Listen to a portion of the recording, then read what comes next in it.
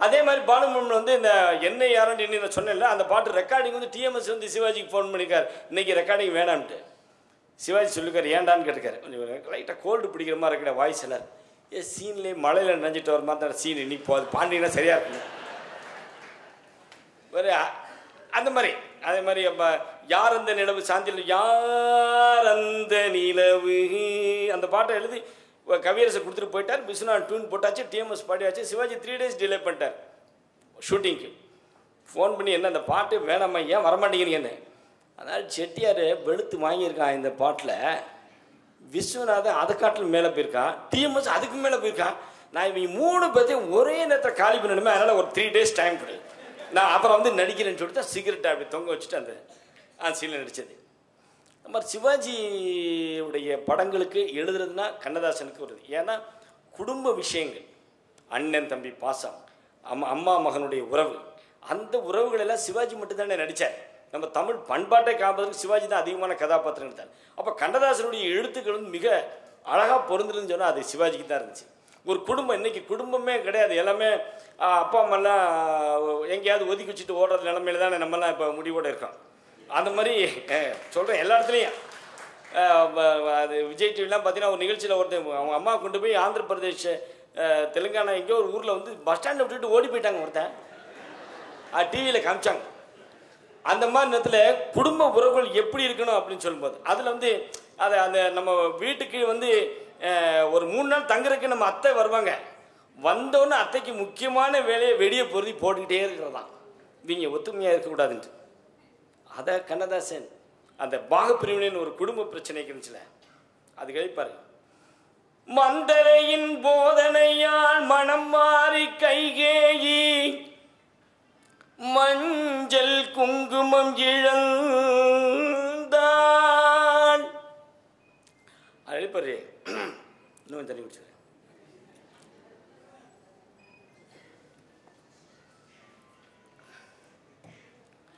வஞ்சக சகுனியின் சேர்க்கையால் கௌரவர்கள் பஞ்ச பாண்டவரை பகைத்து அழிந்தார். ஒரு லைனில் ராமாயணம் சொல்கிறார், ஒரு லைனில் மகாபாரதம் சொல்கிறார். யார் அப்படி எழுத முடியும்? இந்த மாதிரி விஷயங்களை நான் சொல்லி பாருங்களேன். காவியங்கள் படைச்சிருக்காரு, திரைப்படத்தில் மட்டும் தானே காவியங்கள். அது இப்போ வந்து இன்னைக்கு கர்ணன் எக்கச்சக்கமாக ஓடிக்கிட்டு இருக்கேன், இன்னமும் ஓடிக்கிட்டு இருக்கு ஒரு சில தியேட்டரில். அதில் உள்ளத்தில் நல்ல உள்ள எழுதியிருக்காரு. அந்த 3 சரணத்தில் மகாபாரத கதையை சொல்லிட்டார்ல. மன்னவர் பணி ஏற்கும் கண்ணன் உன் பணி செய்ய உன்னடி பணிவானடா கர்ணா மன்னித்து அருள்வாயடா கர்ணா மன்னித்து அருள்வாயடா. அது பகவத்கீதை இவன் கிருஷ்ணன் சொல்றது. மரணத்தை எண்ணி கலங்கிடும் விஜயா மரணத்தின் தன்மை சொல்வேன், மானிட ஆன்மா மரணம் எய்தாது மறுபடி பிறந்திருக்கும், மேனியை கொல்வாய் மேனியை கொல்வாய் வீரத்தில் அதுவும் ஒன்று, நீ விட்டு விட்டாலும் அவர்களின் மேனி வெந்துதான் தீரும் ஓர் நாள்.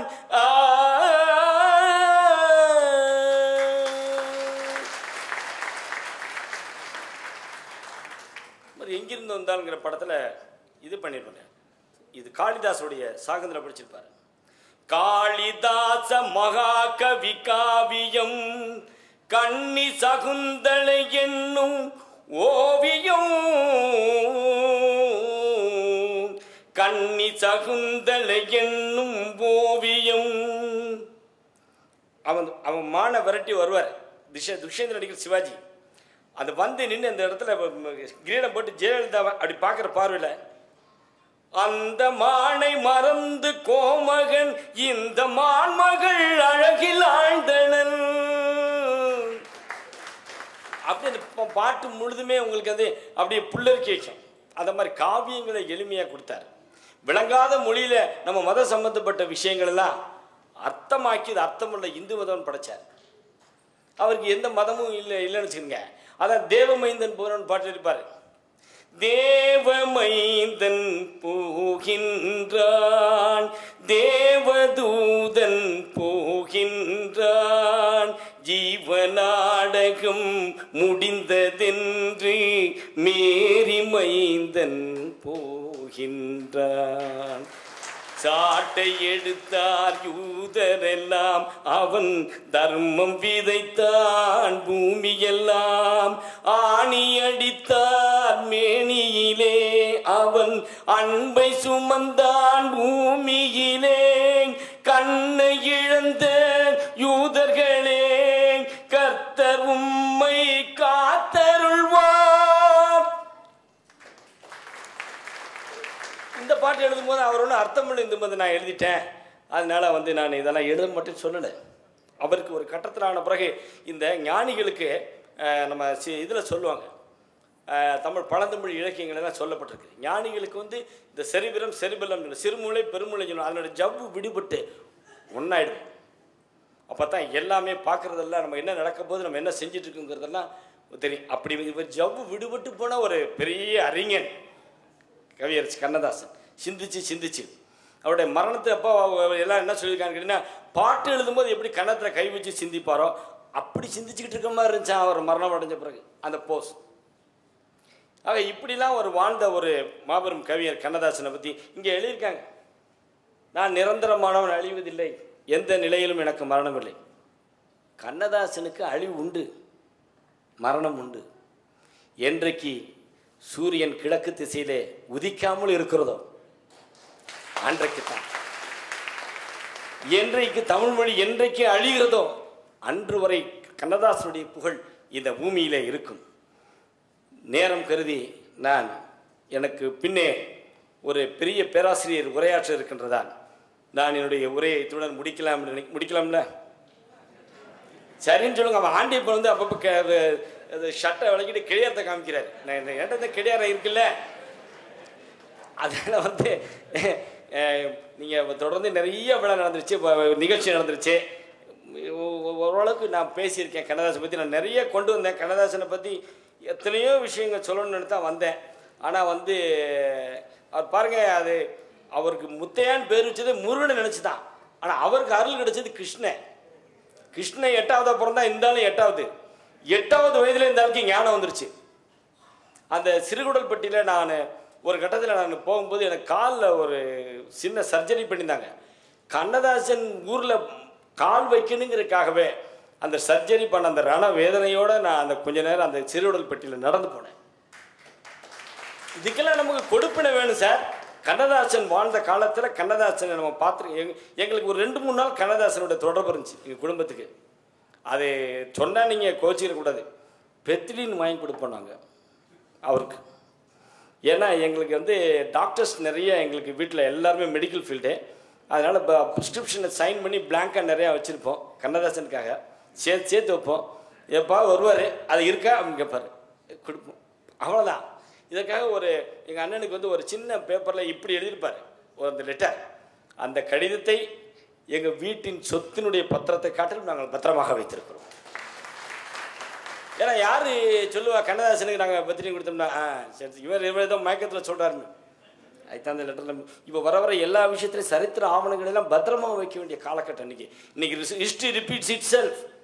உலகம் பூரா இப்போ வரலாறு மீண்டும் சொல்லப்படுகிறது. எல்லாமே ரசிக்கிறாங்க. பழைய காலத்து வரலாறு எல்லாரும் நினைக்கிறாங்க. நம்மளோட எடுத்துக்காட்டு தான் மீண்டும் இப்போ நம்ம இந்த கண்ணதாசனுடைய இன்னொரு மணிமகுடம் சுட்டு போகிற திருவிளையாடல் படம் வந்திருக்கு. அதில் எத்தனை படம் அதில் ஒரு சொல்லுவாங்க, சொல்ல கேள்விதான். டிஎம்எஸ் எல்லாத்துலேயும் போனேன், என்ன எம்ஜிஆர் பாடினான்னு சொல்கிறீங்க, சிவாஜி பாடினான்னு சொல்றீங்க, 4 பாடினேன் அப்படின்னாரு. அதை யாரோ கண்ணதாசன் நல்ல ஃபுல் டைட்டில் இருக்கும்போது சொல்லியிருக்காங்க. இந்த மாதிரி டிஎம்எஸ் எல்லா மேடையிலையும் பேசுகிறது. பாட்டும் நானே பாவமும் நானேன்னு கண்ணதாசனை கர்வத்தை அடக்கி எழுதினார். நான் தாண்டா இந்த பாட்டு எழுதுற, நீ பாடுற, என்ன அவன் எம்ஜிஆரையும் சிவாஜி நீ குறைப்பிச்சிட்டு இருக்கேன்னு. அதில் இசைத்தமிழ் நீ செய்த அரும் சாதனை சொல்லி பாருங்க. அதை கடைசியில் தாய்க்கொரு பழி நேர்ந்தால் மகக்கில்லையோ, அன்னை தமிழுக்கு பழி நேர்ந்தால் உனக்கில்லை விளக்கின்ற தலைவா, இன்று ஊருக்கு பழி நேர்ந்தால் உனக்கின்றி எனக்கில்லை, உனக்கின்றி எனக்கில்லை, உனக்கின்றி எனக்கில்லை.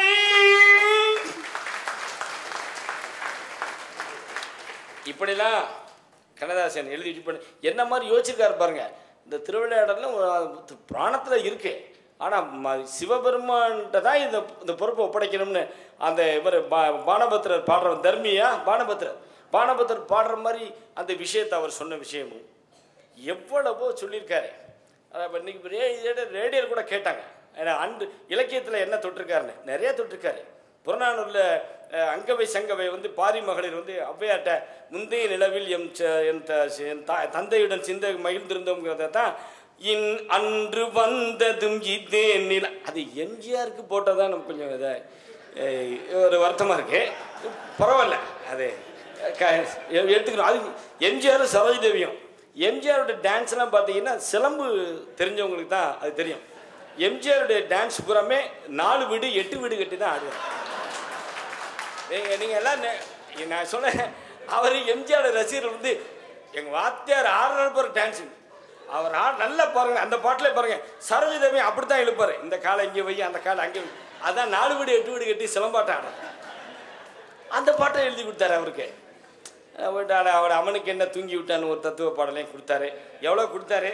இப்போ ஆண்டியப்பனை நான் பார்க்காமே இருக்கேன். ஏன்னா அவர் அடிக்கடி கிடையாத பார்க்குறாரு.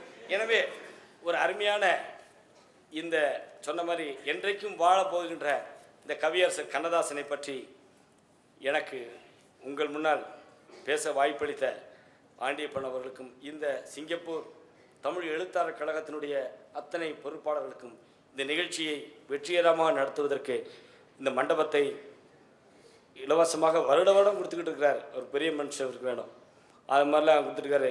அவர் அருமையண்ணன் பாப்ராஜ் வந்திருக்காரு. எங்களெல்லாம் அவர் நேற்று ஒரு கௌரவப்படுத்தி ஒரு விருந்து ஒன்று கொடுத்தாரு.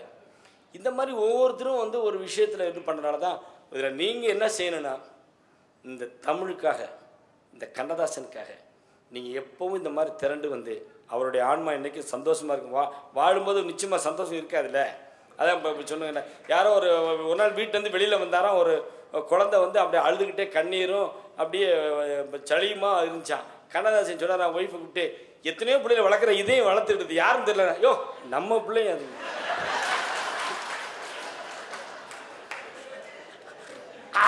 அவ்வளோதாங்க கண்ணதாசன், அவ்வளோதான் இருப்பார். ரெண்டாவது வீட்டுக்கு கல்யாணம் பண்ணான்னு வச்சுக்கோங்க, பெண்ணுக்கு நாள் நெருங்கிறதுக்கு முன்னாடி வரைக்கும் அவர் அப்படி இப்படி சொந்தக்காரங்களாம் ஃபோன் பண்ணி, அப்பச்சி நீ வந்துருங்க, ஆச்சி வந்துருங்களான்னு சொல்லுவார். ஒரு 10 நாள் இருக்கும்போது காணாம போயிடுவார். ஏன்னா ஒன்றும் வாங்கலையே, நகை இல்லை, பட்டு சேலை இல்லை. அவருக்குன்னு ஒரு எப்படி கம்பனுக்கு ஒரு சடையப்பன் கிடைத்தானோ அது போல் கண்ணதாசனுக்கு சின்னப்பா தேவர் கிடைச்சாரு. அவர்கிட்ட போய் சொல்லுவாங்க, அவனை தேடாதீங்க, கல்யாணத்துக்கு வந்துடுவான், நீங்கள் இப்போ எங்கே மண்டபம் புக் பண்ணியிருக்கானு அதுவும் புக் பண்ணல. சரி, அப்போ தான் கவிதா ஹோட்டலில் ஒரு பெரிய இடம் இருந்துச்சு. புல்டோசர் வச்சு உடனடியாக மரங்களெல்லாம் சின்னப்பா தேவர் கிளியர் பண்ண சொல்லி பெரிய பட்டம் பட்டு இவனை நகை கடைக்காரனை கூப்பிட்டு அந்த கண்ணதாசன் வீட்டுக்கு போய் அந்த பெண்கள் கேட்குற நகையெல்லாம் கொடுத்துட்டு பில்லை எனக்கு அனுப்பு, நல்லி சில்க்ஸ் செட்டியாரை கூப்பிட்டு அந்த பட்டு சேலையில் அனுப்பியாம அப்படி பார்த்துக்கிட்டார் கண்ணதாசனை. காரணம் கண்ணதாசனை தவிர அவருக்கு வேற இந்த மாதிரி ஒரு தமிழ் அறிஞர் நம்ம கிடைக்க மாட்டான்னு நினச்சாரு. அது மாதிரி அதுக்கப்புறம் அவர் மிருகங்களை வச்சு எடுத்துக்கிட்டு இந்த துப்பாக்கி குதிரை அப்படின்னாலும் அது எம்ஜிஆர் போட்டவர்களே சிவாஜி வச்சு ஒரு எடுக்கவே இல்லை கடைசி வரைக்கும். அது வேற விஷயம் என்ன. ஆனால் கண்ணதாசனை அவர் மாற்ற விரும்பலை. அது மாதிரி டிஎம்எஸ்ஸையும் அவருடைய படத்துலேருந்து மாற்ற விரும்பலை. அவர் டிஎம்எஸ் அடிமை பெண்ணில் தாயில்லாமல் நானிலை பாடுறதுக்கு நாள் ரெக்கார்டிங் முடியாதுன்னு சொல்லியிருக்காரு எம்ஜிஆருக்கு. ஏன்னா விடிஞ்சா காலையில் மகளுக்கு கல்யாணம். எம்ஜிஆர் 2-3 தடவை கேட்டு அவர் வரலன்னு சொன்னோன்னே எம்ஜிஆர் அப்போ தான் எஸ்பிபியை இன்ட்ரடியூஸ் பண்ணுற பீரியடு. ஆனால் எல்லா இடத்துக்கும் ஃபாரம் ஃபில் பண்ண விட்டு ஃபோன் பண்ண சொல்லி இனிமேல் டிஎம்எஸ்ஸை போட வேணாம்னு சொல்லும்போது சின்ன பத்தருக்கு அந்த மாதிரி ஃபோன் போயிடுச்சு. அவர் சின்ன பத்தருக்கு ஆரம்பம் இருப்பினேன், நீங்கள் எல்லாத்தையும் பொழப்ப கெடுக்கிற மாதிரி டிஎம்எஸ்ஸு பொழப்ப கெடுக்காதீங்க, அவன் ஏதாவது தப்பு பண்ணியிருந்தானா இப்போ தோட்டத்தில் கட்டி வைக்கிறேன், எம்ஜிஆர் கையில் சவுக்கு எடுத்து அவனை அடிக்க சொல்லு, அதோட பிரச்சனையை முடிச்சு போயிடுவான். அதுக்கு மேலே இருந்துச்சுன்னா யானையை விடுறேன் அவுத்து விடுறேன் அவன் தலையை போட்டு பாட விட சொல்லாது. அப்படிப்பட்ட சின்னப்பா தேவர் கண்ணதாசனுக்கு பேருதவியாக இருந்த காரணத்தால் கண்ணதாசன் வந்து நிம்மதியாக இருந்தார். ஒரு வாரமாக இருந்தார். அதுக்கப்புறம் அவருக்கு நினைப்பு தோணல, யாரை பார்த்தாலும் அவர் பிடிக்காது. அவர் ஒரு நாள் இன்னொன்று சொல்லியிருக்காருங்க, சொல்ல மறந்துட்டேன். நம்ம செத்து போனால் யார் முதல்ல ஓடியாருன்னு டெஸ்ட் பண்ணியிருக்காரு. எல்லாத்துக்கும் போனால் தகவல் ஈவிகே சம்பத்துக்கு போயிருக்கு. சம்பத்து விழுந்தடிச்சு கார் எடுத்துகிட்டு வந்து வழியில் கார் நின்று போச்சு. சம்பத்து 6 அடி உயரம் விழுந்தடிச்சு ஓடி இருக்காரு. வாசல் நின்று வா சம்பத்துன்னு இருக்காரு. என்னைய அப்படி பண்ணுறேங்கட்டா?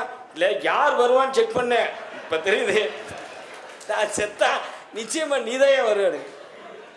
அது மாதிரி இன்னொரு விஷயம் உங்களுக்கு சொல்லிட்டு விடைபெறேன் கடைசியாக. காண்டியப்பன் கிடையாது பார்க்காதீங்க. கலைஞர் வந்து பிஸியாக எல்லாத்துக்கும் இது உங்களுக்கு ரீச் ஆகிருக்கும். கலைஞர் பிஸியாக இடம் போட்டுக்கிட்டு இருந்தார் எல்லாத்துக்கும், யார் எங்கேருந்து தொழிலை நிப்பாட்டலாம் வைக்கலான்ட்டு. இவருக்கு வந்து கண்ணதாசன் வந்து யாரும் தடுத்தும் உள்ளே போயிட்டே இருப்பார். கலைஞர் வீட்டில் யாரும் தடுக்க முடியாது. இவர் கிட்டக்கு போய் நின்றுருக்காரு. கலைஞர் நிமிர்ந்து பார்த்துருக்காரு. என்ன இருக்காரு? நான் பாண்டிச்சேரியில் நிற்கிறேன். மெட்ராஸிலே உன்னால் நிற்க முடியாது, நீ பாண்டிச்சேரியில் எப்படி நிற்ப?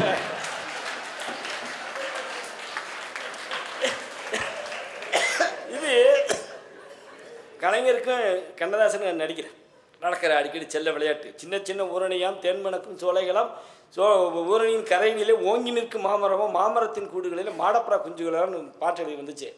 கலைஞர்கிட்ட வந்து மிட் நைட்டில் ஃபோனு கண்ணதாசனுக்கு, நீ எல்லாம் ஒரு கவிங்க, மாடத்தில் கூடு கட்டுறதுல மாடப்புறா மாமரத்தில் கட்டின்னு எழுதிருக்கேன் அப்படின்னு ஃபோனை வச்சுட்டாரான்.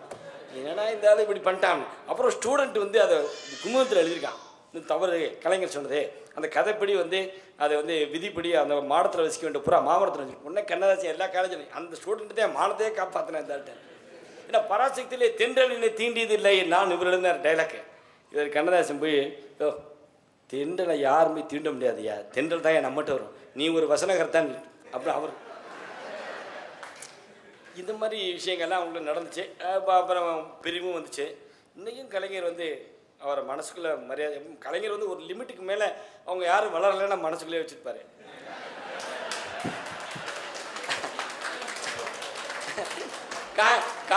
காலமெல்லாம் சிவாஜி திராவிட இயக்கத்தில் இருக்க விடாமல் ஆக்கிட்டு கடைசியில் செலவு வச்சு அழுதா இருப்பாருங்க. அது ஒன்றே.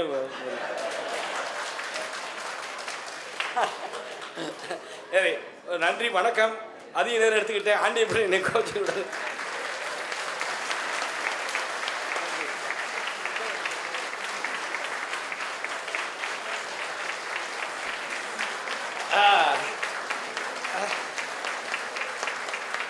ஒரு அற்புதமான பேச்சு.